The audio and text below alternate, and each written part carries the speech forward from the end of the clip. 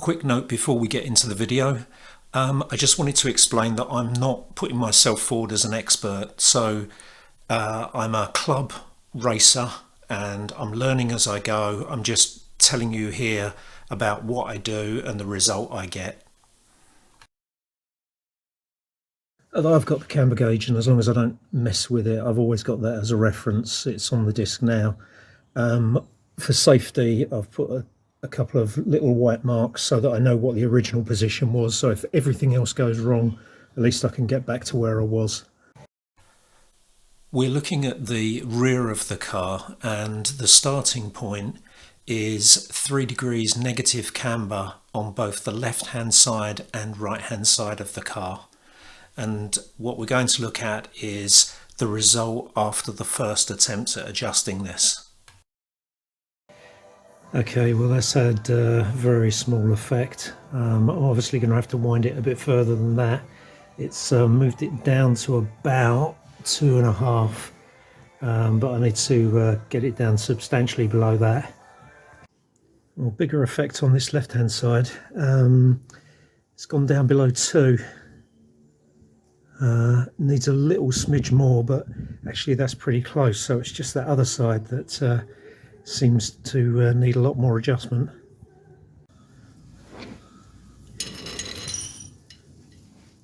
So you can see how far here I've rotated this. So it started up there, we've gone right round to there. So I need to back it off a bit. It's interesting because I'm not sure if we've gone past the high point of the cam, in which case backing it off may actually have the opposite effect of what I want. Oh well, let's not question it. What I'll do is I'll bring it around to about there and then we'll check again.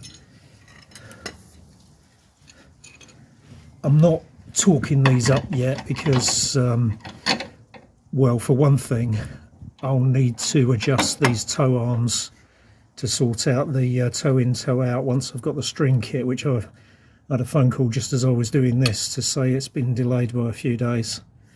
So I've got to get that, and when I adjust the toe out, that probably won't affect the camber actually. Yeah, probably not. It might have a small effect, but probably not enough to notice. Okay, let's do this one anyway.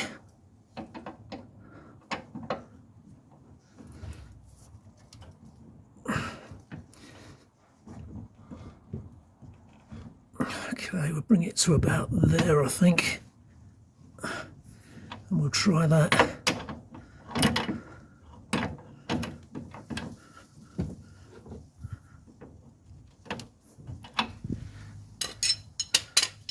There's a hell of a lot of, I think the torque setting for these is something like 140 Newton meters. So you have to put a hell of a lot of force through them, but anyway, we'll worry about that later. Well, it's been a long afternoon, but I'm now finished with adjusting the back end. I've gone for a compromise setting of 2 degrees of negative camber. Now,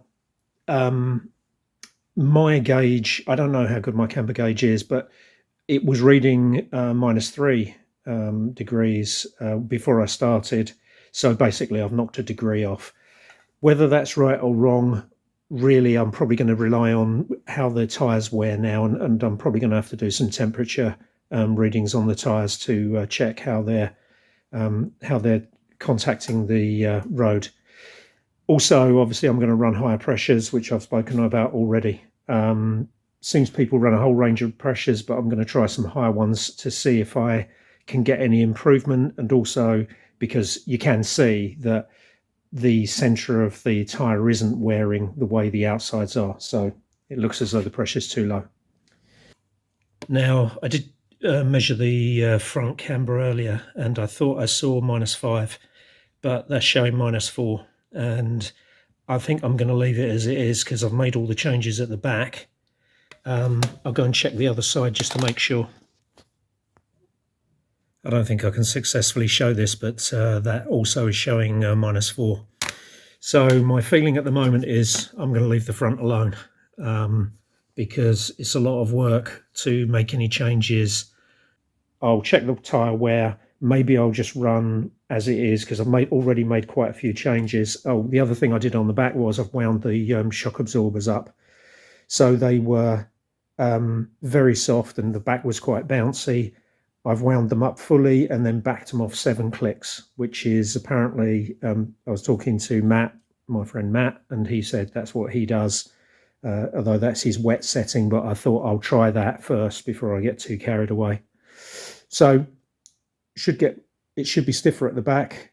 I don't know.